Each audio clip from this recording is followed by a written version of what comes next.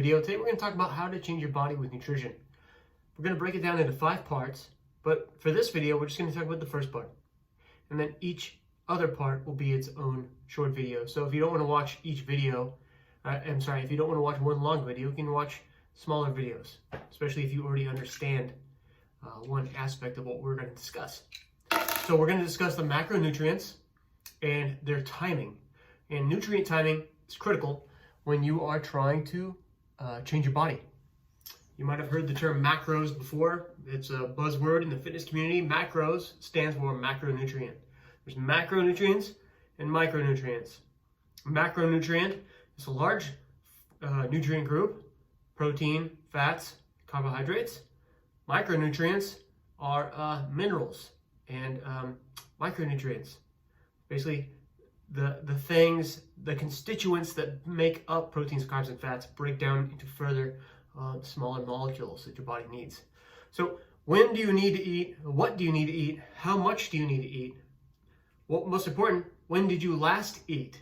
That's what we're talking about right now. When did you last eat? So if you want to change your body, want to lose body fat, you have to ask yourself this question. When did you last eat? Has it been more than 2 to 4 hours since you've eaten? Are you on a regular eating schedule? Are you a grazer? Do you eat like a predator? Have you eaten today at all? Have you eaten this week?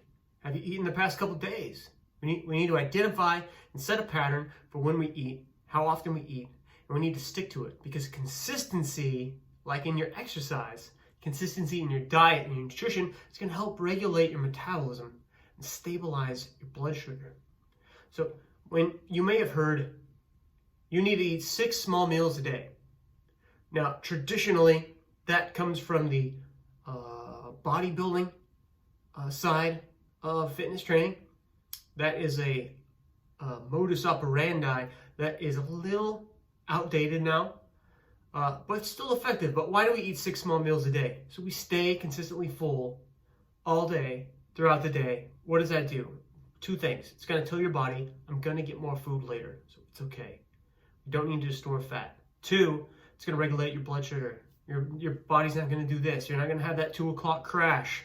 You don't need a 5-hour energy. You don't need to keep drinking caffeine or other stimulants, right? Because we're using food, which is a metabolic stimulant.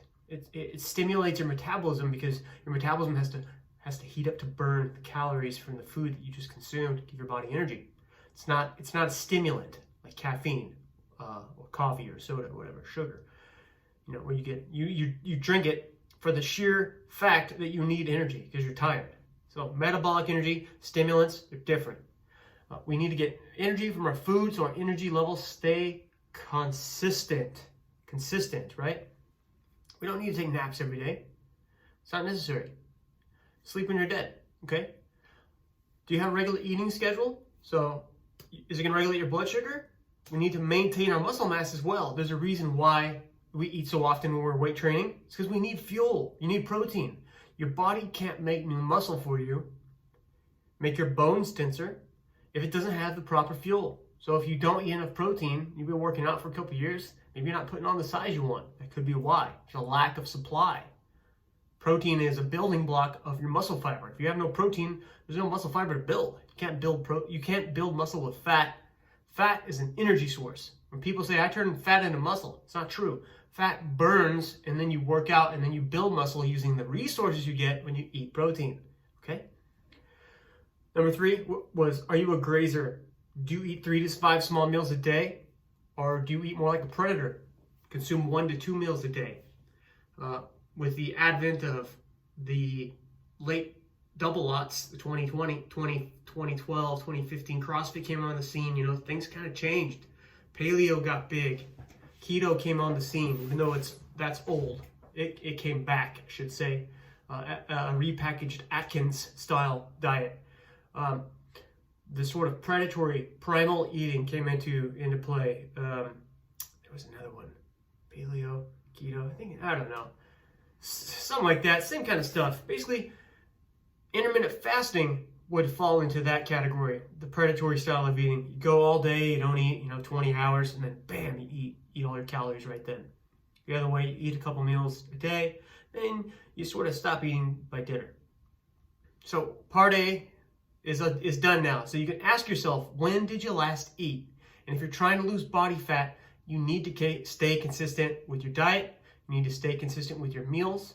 And you need to choose a couple small meals a day, 1 or 2 meals a day, maybe 1 large meal a day. I've seen that be effective for a couple of UFC fighters.